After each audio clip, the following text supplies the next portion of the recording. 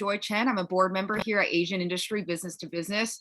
Tonight we have Mayor Allan Fung, who is currently running for Congressional District 2 in Rhode Island. So Rhode Island is a little far from us. It's probably not a state we think about a lot, but a seat is a seat. And this is a very interesting year for every single candidate in every single race. Races we never thought we would like maybe even have a chance in. Like this has become like the perfect like storm for a lot of candidates, including Mayor Allan Fung's, who we've kind of been watching because Allan's run a few times before for governor, and we found him like coming very, very close in a state that's always been pretty far on the left. But Republicans could potentially pick up yet another seat in New England. So we want to give Mayor Allan Fung a few minutes to go over his race and kind of the things we should be excited for. Go ahead. Right before Allan, chimes in, I do want to insert something. Here in Southern California, we are lacking representation, especially on a federal level. And I don't think I necessarily agree with a lot of our local representatives who managed to get into Congress last round, and they don't necessarily represent my values and my beliefs, even if they're Republican. So that's why I met Allan through our sister organization, where I'm also president for the Chinese American Citizens Alliance.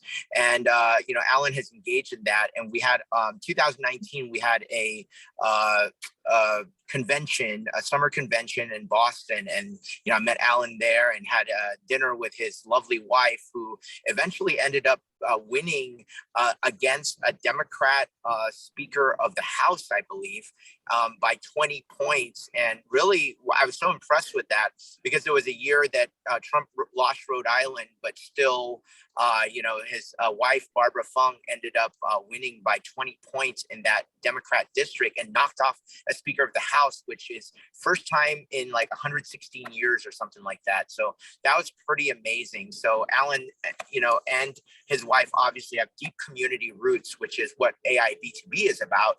We're all about, getting politically, civically active, and Allan really is the embodiment of that. So, so excited to have you, speak to our audience. And I know this is being live streamed, but it will also be made available for recording. So I hope everyone watches this in its entirety. So without further ado, Allan Fung, thank you so much for joining us. Thanks so much, Mark, Joy, and everyone tonight for joining on this very great opportunity for me to introduce myself to many of you who are getting a chance to meet me for the first time. As Joy and Mark indicated, I'm Allan Fung. I was the 12-year mayor for the state's second largest city, Cranston, Rhode Island, which is also in this congressional district, the largest city in the district as well.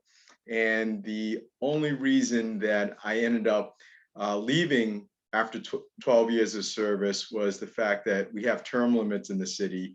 But on a bright note, I left with 82% approval rating. So as you can tell, even with what we've done as a fiscal conservative in the city, doing a lot to turn a city that was on the brink of financial bankruptcy and having it be named, because of a lot of reforms we put forward, into one of the best cities to live. It says a lot, and I'm proud to, not only continue on with what I've done in the city, hopefully, and take it to the next step to run for Congress, because this is a once-in-a-lifetime opportunity to bring some balance back to not only Rhode Island, but to this New England area. What is interesting about this seat is that it's the first time this seat has been open in well over 2 decades. Rhode Island hasn't had a Republican in Congress since the middle 1990s. And this seat alone, the last time a Republican had the seat was 1991. So it is time to bring some balance back. But what is also telling is, talking about how deep blue not only Rhode Island is, but right now New England, there's not a single Republican in Congress in all of New England. And this is one of these opportunities that even the National Republican Congressional Committee is eyeing as a potential blue to red pickup in this potential red wave that's going to sweep across the country.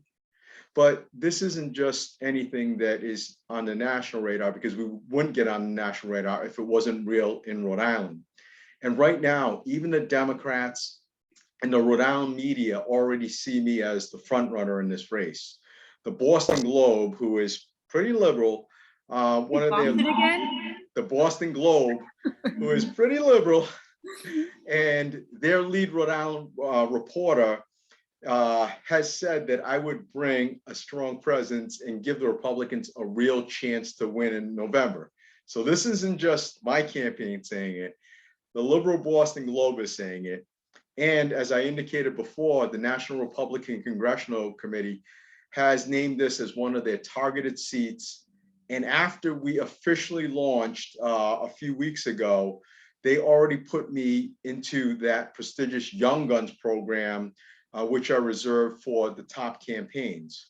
So this is real, and this is one of those pickup opportunities that wasn't on anyone's radar until we jumped into this seat. But what I bring to this district in this potential campaign is the fact that, you know, as I noted, I was mayor of the district's largest city for 12 years, left with that 82% approval rating.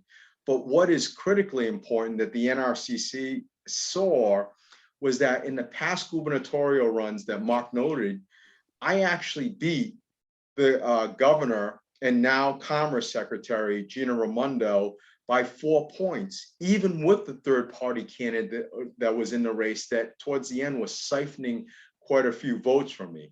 So I have a strong popularity in this race, and people know me in this district. In fact, one of the Republican gubernatorial candidates was fearful that I might be running for governor again, and tested my name recognition recently.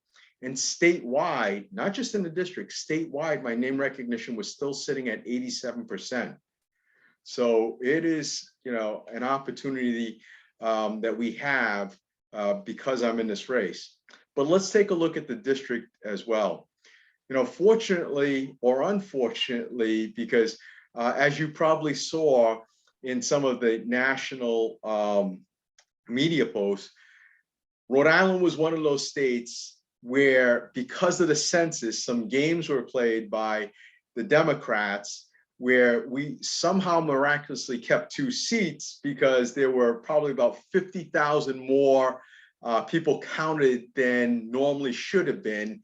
And if things had not gone this way, we probably would have been down to 1 seat. But with the Democrats playing those games, this actually played into the ripe opportunity that we have right now, where we could grab this seat, and because of their games, we could have a Republican representative in Rhode Island.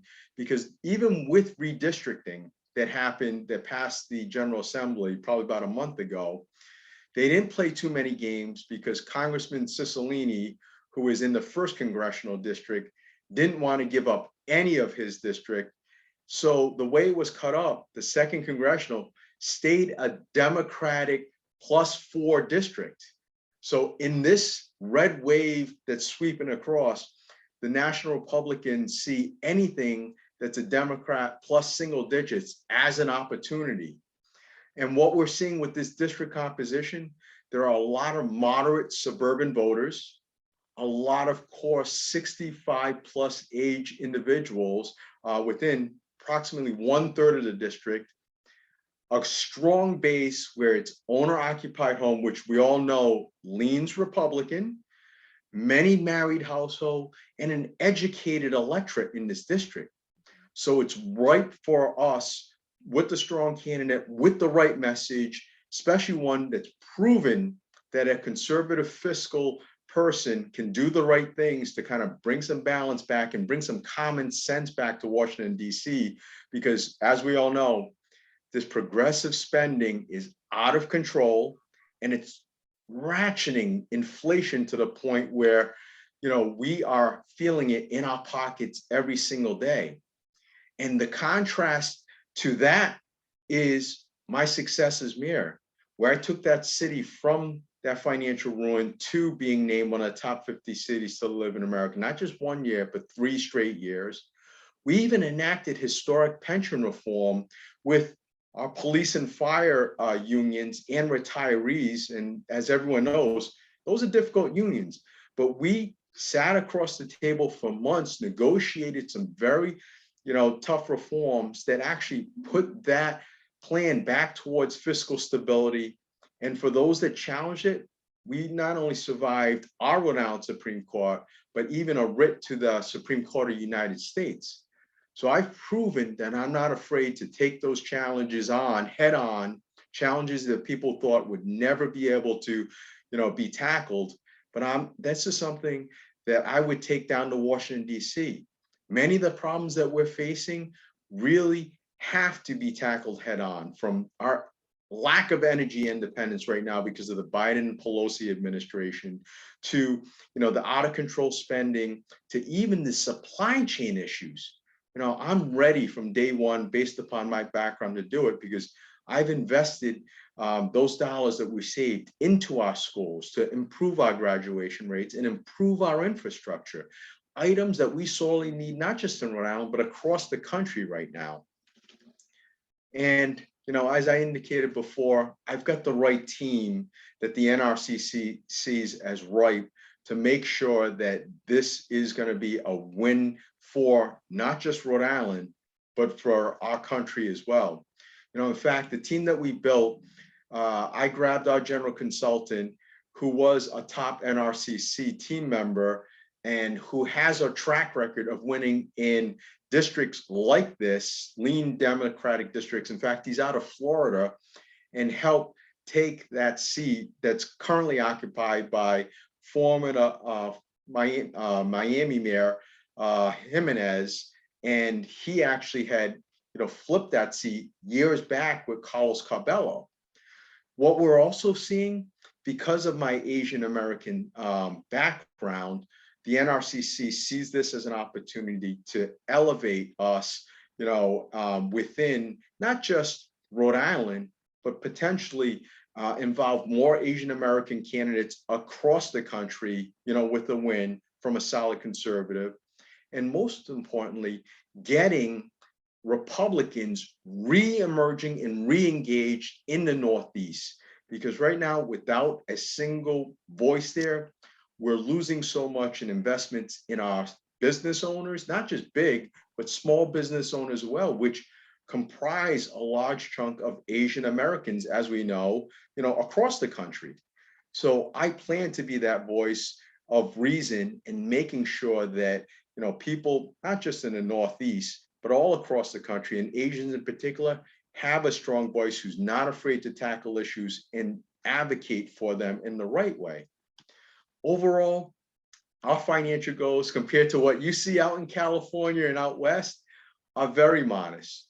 What we really need to raise for this Rhode Island, which the nationals see, quite frankly, as a cheap date, for the hard dollars in the campaign, we're striving to go $1.5 to $2 million that we need to raise. And that's going to be from a combination of, as many of you probably know, in federal races, we can only take personal contributions from US citizens or green card holders, but most importantly, political action committees, federal political action committees that can donate. And the max contributions individually are $5,800, and PACs 5,000 up to, potentially 10,000, for the full campaign cycle.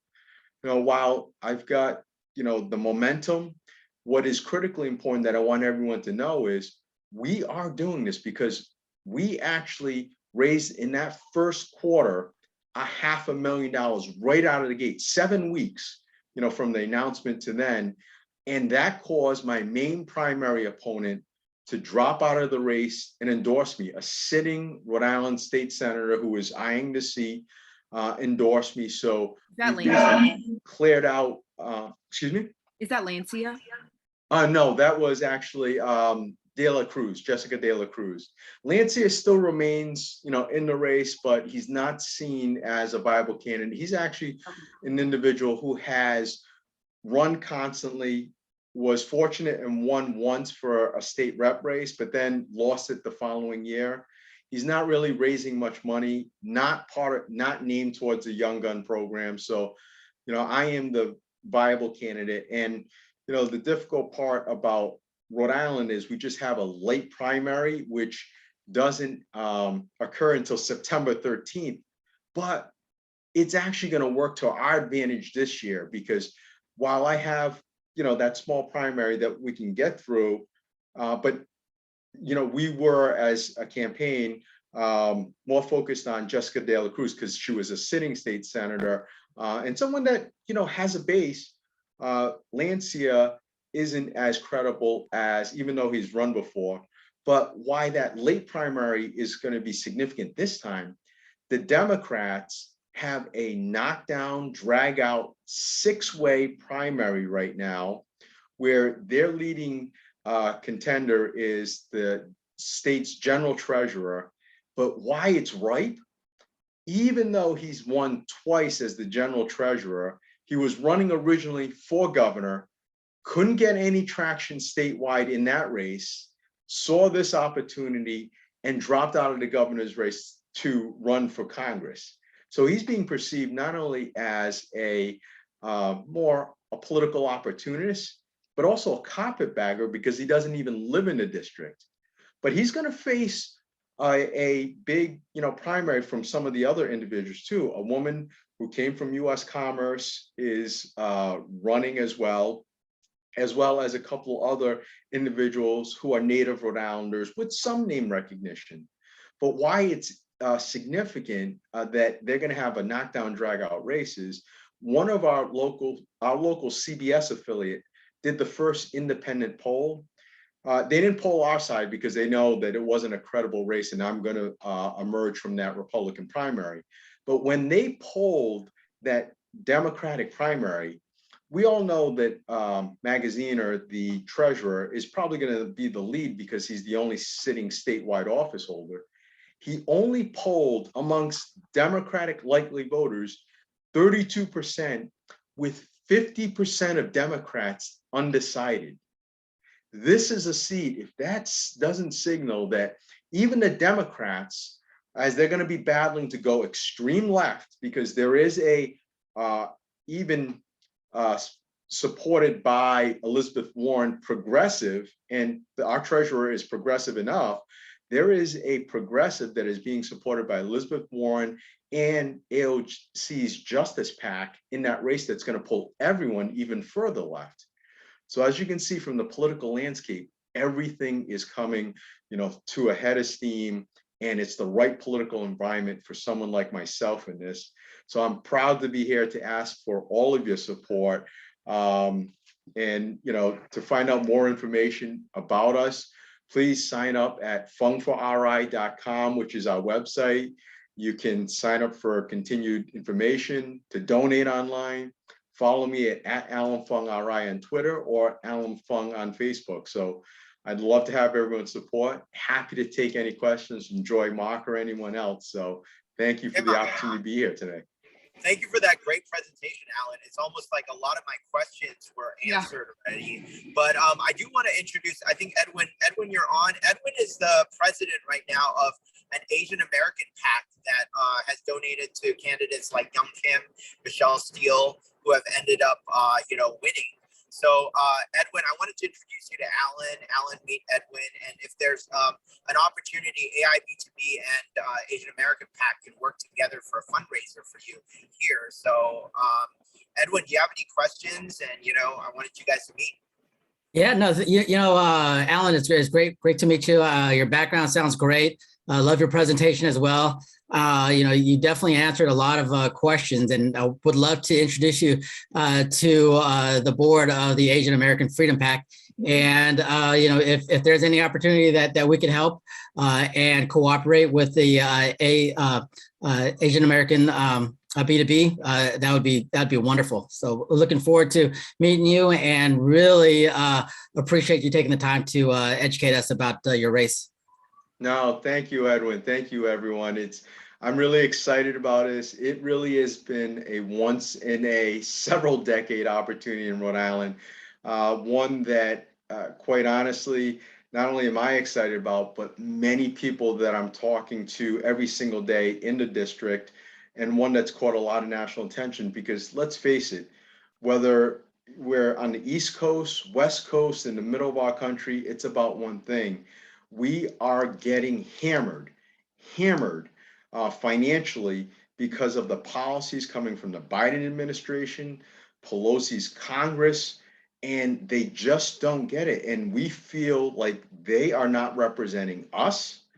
And many of the problems that we see every single day, whether you're Republican, Democrat, Independent, whatever party you're at, every single person that I talk to is frustrated because of what is going on, that they're paying for higher gas prices, higher grocery prices, the fact that even now, because of the supply chain issues and overregulation from this administration, mothers can't even get baby formula.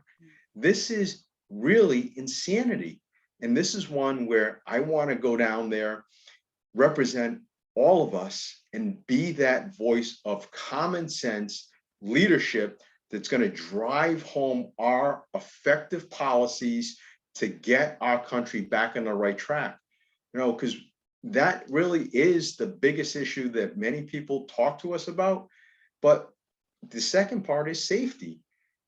We need to be safe in our backyards, and I've proven that as mayor, standing by my law enforcement when rioters were trying to come into Cranston, unlike what happened in our progressive capital city where they were burning down a police car, burning down our mall. I stood firm with our police officers, even called in the National Guard and had, that helicopter flying overhead. They didn't dare come to our city. And I've also stood strong against, many of the ATVs that are terrorizing many of the urban areas in our city and shut down our city so that they wouldn't come through, unlike what you're seeing in some of these major metropolitan areas, and our residents, their residents, not feeling safe.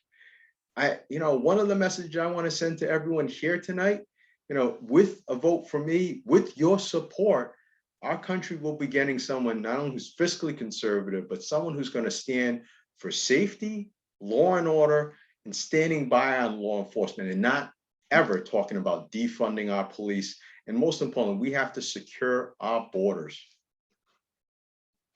Going back to the finance question, is the 1.5 to $2 million, is that going to get you through the primary to the general, or is it just for the primary? It's actually for both the primary and general. Our media market, we actually don't have to buy Boston or even Hartford. Providence is a relatively pretty cheap media market where in the normal circumstances, about $100 to $150 a point, it gets potentially slightly more, than the political season, but it's definitely not what you see out on the West Coast in California. So it is. For $2 million, we can buy a Republican seat. A seat is a seat. It doesn't really matter where we get those seats. I think that's what I think some of our local candidates may not understand, is that we don't need to spend $10 million on your seat if we can spend $2 million and get the same vote out of Rhode Island. Correct. And get another Asian voice that can be representative of our issues and be a counter to, some of the Democratic Asians that are in there that have forgotten about us. Actually, I wanted to follow up on that though before we leave that. Great question by Joy. Are you engaging any other local medias, and what's the plan? What's the ground game? Because I think a lot of the donors, and this is kind of a presentation that I hope a lot of donors will watch, is what's the tactical stuff you're doing? Give us a little more color around what you're doing to engage the local communities so that you can do what your wife did, was basically win a landslide in a Democrat district and get a lot of that crossover vote, and especially those 32% undecided in that Democratic primary. How are you going to attract those voters? And this is where that 1.5 to 2 million will help in such a big way, because as you guys see it too on the West Coast, digital is such an important part of getting out our message, in addition to broadcast media. But where we're going to really win is with the field operations. And we're going to be coordinating with some of the other, Republicans to help, because for any statewide Republican to be able to win, they're going to have to come through this district. So we're going to try to have a coordinated campaign with field that's going to be really driving out the vote. But the key to victory in our district is my city of Cranston is the largest in the district. We also have Warwick, which is the third largest city in the state. Those two, are going to be a giant force in getting out the vote. If we not just win, but win in a big enough number, driving out the vote in those two key urban areas, as well as holding our own throughout the district, which, supported, Trump better than in the first congressional district, we are going to be reaching out exactly what you said, Mark, not only to Trump voters, but also those really disappointed, extremely disappointed, and even maybe disenchanted blue dog Biden voters who had just had enough with these policies. So the field is going to be important. We're going to be getting out there through that, going door to door, paid field on top of our volunteer, but most importantly, continuing with that digital message on an ongoing basis and focusing not just on a primary, because we have the late primary system, but keeping that, general message all throughout.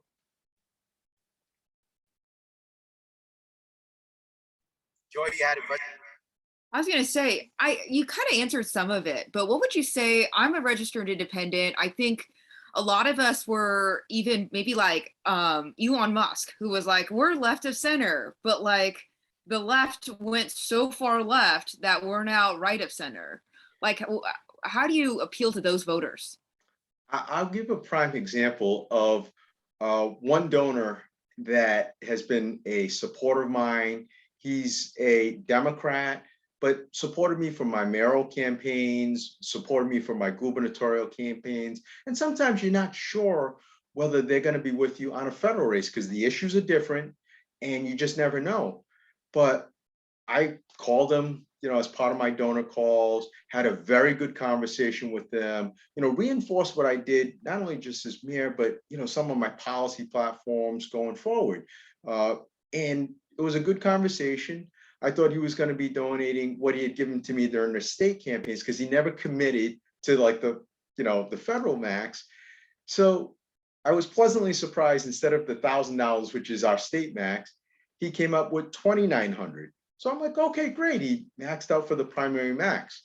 Well, we continue to engage with him, not only through, I think Mark noted, like the what we keep sending out to a lot of our supporters on digital, but we were during the NCAA tournament.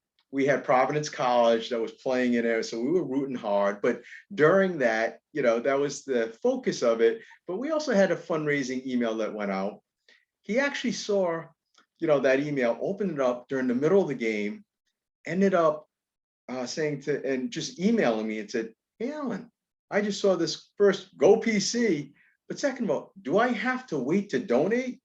I'm like, absolutely not. You can cut your check for $5,800. And when I spoke with him afterwards, he goes, "You know what, Allan? This is the right opportunity. I am so frustrated with what is going on. You continue to engage with me. Keep me updated on your progress. Keep me updated on your policies that you're putting out. You're focusing and let me know what you're saying in the media, as well as just continue to touch, me. And your message is resonating with what is on my mind." That's how we're going to keep, getting out there. And that's just on, with my donors. Every single day we're out in the district talking with people at their doors. We're constantly engaging with them one-on-one in a lot of community forums. So many of the independents, and this is what Rhode Island really is, while we're outnumbered 4-1 Democrats to Republicans, there's a large independent base that is wants to get educated about, their issues and where I stand on those issues. And many of them wait until the last minute to decide. So that constant engagement is something that we're going to continue to move forward with, so that we not only get that donor, but we're going to continue to fight for every single undecided voter, especially those that lean left and are in the middle, so that, we touch them about what we're doing every single day on the campaign. One of Allan, the interesting things. Oh, go ahead. Allan, for our audience, we have, I would like to know the actual numbers of how many residents or how many registered voters are from Cranston. And then also, I know your wife is going to be pretty integral to your campaign, and she had won, very handily in her race. And I'm sure you'll be accessing a lot of those voters. How big is a lower house seat in Rhode Island? And then congressional is about like 700,000, right? I'm assuming voters. Actually, no, it's smaller, because remember, Rhode Island as a state is only approximately 1 million voters and 1 million individuals. So about 700. I'm getting a lot of miscongeniality vibes right now. But when you think about it, 1 million residents, approximately 700,000 registered voters, and a lot of those voters probably the voter rolls need to be cleaned up, because our Secretary of State hasn't really, done a very effective job on that. But most important, familiar. Yeah, exactly. So some of the issues that resonate, I think, countrywide. But for Cranston, one of the things that, I can tell you is we have about 55,000 households there. During these off years, just coming out of Cranston, we anticipate about 30,000 plus voters or so in a non-presidential year. Maybe slightly in a presidential, we expect probably in the about 45,000, maybe 50 or so, but it varies. In this consensus of what we're hearing, driving out the vote out of this district is going to be critically important in Cranston, especially. So that's where the numbers are going to matter. Making sure that Cranston is that focal point along with Warwick, because those are the two largest areas in the city. So what are the populations of Cranston and Warwick? We're pretty much even. Cranston's about 82,000, Warwick's about 81,000. Okay, so that ends up being about like 1/3 of the district, of the congressional district. Correct. Okay. Correct. And then your wife's lower house seat, how many residents does that cover? And that's the one. Her house seat actually is more the western side of the district, where I perform traditionally well. In that district, I think she ended up, there's about, I want to guess about 15,000 people in that, 15 to 20,000 people in that representative district. So that's an extra area, because that's actually not, does that include Cranston, or is that? It's mostly, okay. It's actually the majority is Cranston, a slight sliver of outside of Cranston. So got it. Yeah. Go ahead. I was going to say, so when you Google Allan Fung, because I had to Google, that's what millennials do. We Google things and we look you up on the internet. One word that keeps popping up that I really like, that I think we really need in 2022, because I don't even think it's like R versus D at this point. One of the things is how we complain that Congress can't work together. But the word I keep seeing that is tied to your name is bipartisanship. And a lot of people like on the right will say, oh, that means he's a rhino. But when you look at actually the laws you've passed and the things the policies you've helped pass in Cranston, they were extremely fiscally conservative. In fact, it was like 0% tax increases, things like that. And you guys were able to take care of everything. So balancing a budget, that was awesome. So I would not say you're a rhino at all, but the fact that you are continually tied to the word bipartisanship, like, why is that important to you? It's critical because that's how I operated in 12 years. and gotten a lot of the reforms, whether it's on the pension side. And I'm sure many of you will also know one of the other lesser known pension reforms, because everyone always thought about that terribly unfunded, police and fire pension plan.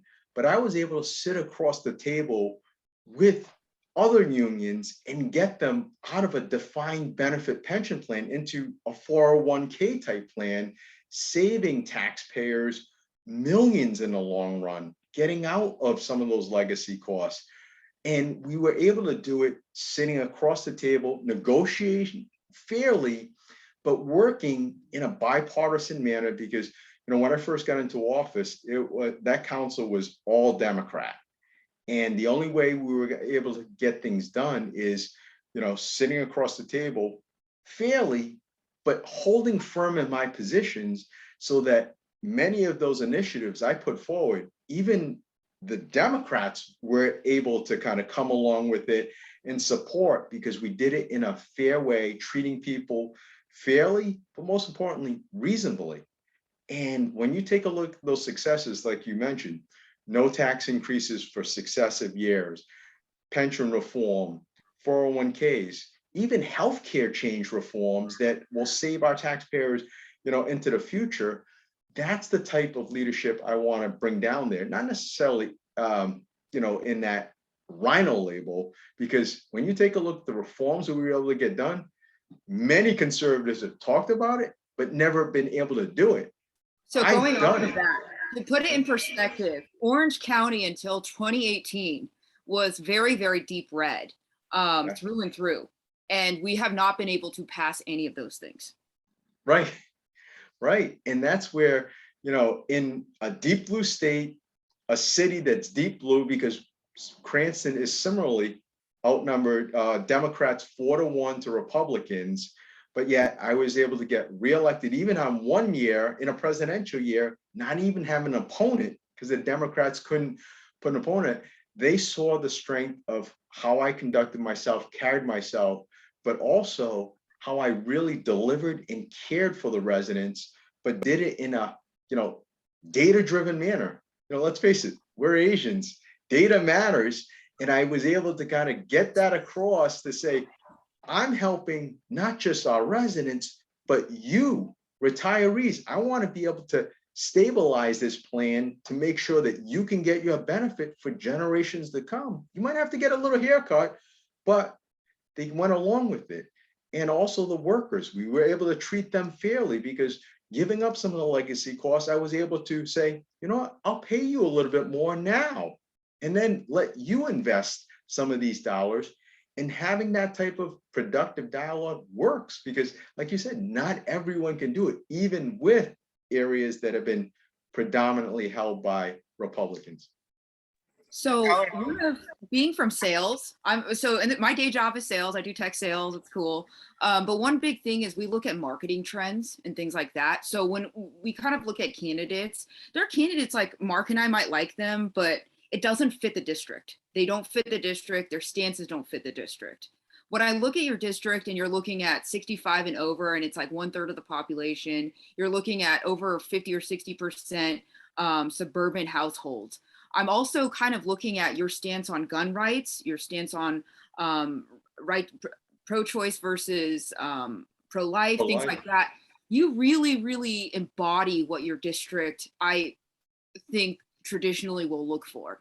Kind of how are the ways you're conveying your message to all of them? Are you micro-targeting, or how are you getting that out there? Yes, we will be micro-targeting even more. A lot of it is that's where the digital advances really help us to kind of get our message out.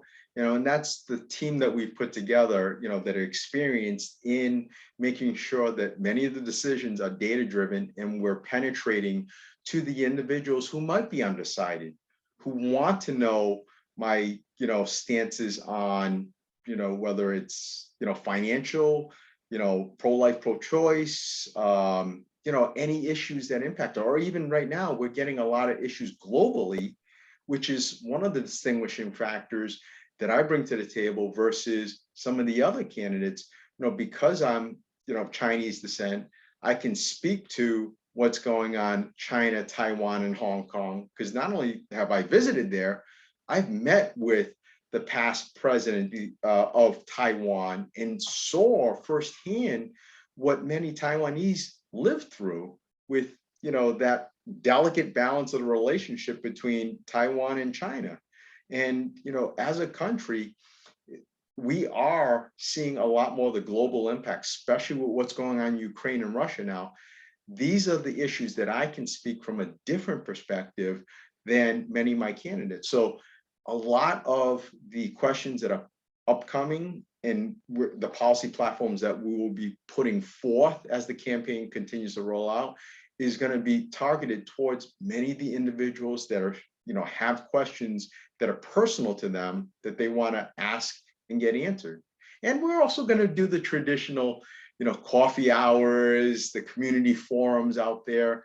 But really, it's a combination of everything that we're going to be doing, from the door-to-doors to these coffee hours to strong digital push to make sure that everyone knows where I stand on many of these issues. Allan, what's your professional background? I know you're a rock star of a mayor and politician, and obviously you're the best candidate that district can put forward, but also nationally you're a cut above all the rest. But I think people would I'm sure would like to know what got you to this point, and where what's your professional background that you can draw from when you're in Congress. Yeah, sure. Actually, let me take it even a step back and give everyone a little bit of flavor of who I am, and first the background overall, because I'm actually first generation born in this country. My parents came from Hong Kong back in 1969. Typical immigrant story, first generation, better life for their family, and they always encouraged me to go to school. They started a small Chinese restaurant, which, by the way, probably violated a few child labor laws starting at So 9 years old good. there. But definitely, that's where I started. So I've got that small business background. Hold on for a minute. Let me plug in my laptop. It's starting to, my battery's running low, but wanted to continue on. There we go. That's a lot better. But so, I come from that small family business background, but recognize that, what, I didn't want to, be in the restaurant business. So as much as I learned about the hard work and what it takes to run a small family business, I ended up, going to college, going to law school. So I'm a lawyer by trade, but in my heart, I always knew I wanted to come back to Rhode Island to make a difference and expand and grow that Asian community there and be a professional within our state. But most importantly, that state that gave so much to my parents, that's where I wanted to be close to my family and start a family here. So I'm a lawyer by trade. And even as a lawyer, I've done a lot of different things, where whether it's litigation at a law firm for several years, I was also a criminal prosecutor, prosecuting narcotics and organized crime for about 3 years in our state's attorney's, office in there, before I moved on to big business, where I was recruited out by MetLife to go and work for their auto and homeowners company, which was nationally headquartered in Rhode Island. And I headed up their government affairs for that company for 8 years before I became mayor. So as you can see, I've got a broad combination of legal experience, quasi law enforcement as a prosecutor, big business, small business, politics. So I guess I'm still trying to figure out what I want to do when I grow up. But most importantly, it's about helping people. That's what brings a lot to my heart right now. We just love your humility, Allan. Yeah. Really appreciate that. It's kind of rare in politics. So you've come a long way, and you're going to go a longer way. I'm advocating for you because you're a community advocate, and that's something that means the most to me. So we're super excited about it. And Joy, you got any more questions? No, not at all. You're so thorough. It's really, because most politicians, they'll try to, I asked a question a few weeks ago to one of a politician, and he just couldn't look at me in the eyes and answer it. It was actually about Hong Kong and China. Oh, really? Yeah, we were going into Ukraine and they kept talking CCP, and I was like, okay, well, let's talk about Hong Kong then. And it got a little awkward. Yeah. Um, And that's where I can bring that depth of experience, that lived experience. And, you know, to Mark's point too, even though I've been out of office just over a year, you know, and I'm back in a law firm, a great law firm, by the way. So nothing against my partners who I'm working with. For the So, record. for the record, you know, shout out to them too, because I'm at a great firm. But I love being an advocate. And even during this time that I've been out, one of the things that I really was passionate about is Asian causes. And especially now with a lot of the anti-Asian violence that was going on across the country, I wasn't afraid to continue to use my relationships and voice to lend a hand. You know, I know what all of you are going through on the West Coast, but it's still prevalent here, especially in New York area where I've got a lot of friends. I was out there helping some of my, you know, not just Chinese, but Asian friends that were living in, let's face it, fear, and be a voice for them and help try to set up meetings with the right people in not just New York, but in Rhode Island, in Massachusetts, all over the country, wherever I could be a voice. That's what I wanted to do. And that's the type of experience I enjoy talking about, because that's what in my heart, I really, truly enjoy doing. That's awesome. Love it. So Edwin had to drop off because he has to feed his kid, but he texted me. I'm fired up just from this conversation. I know Joy is. I can see the big grin there. We're excited. Road trip, Mark? Road trip. You got to sleep in the truck though. That's fine. Actually, no, I have friends out there at the Naval War College. So that's right. Easy. Right. But we're actually count us in. We definitely want to do it. Maybe October is a good time, or right before the to walk some precincts and get people out to vote. But in the meantime, between now and your primary, which is so late in September, let's organize some meet and greet fundraisers for you out here.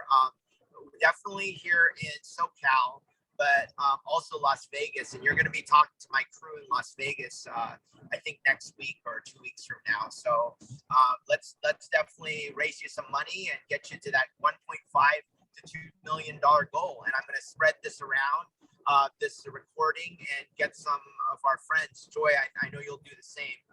Get them interested, because here we have the epitome of a polished candidate that has the community roots, and that's pretty rare.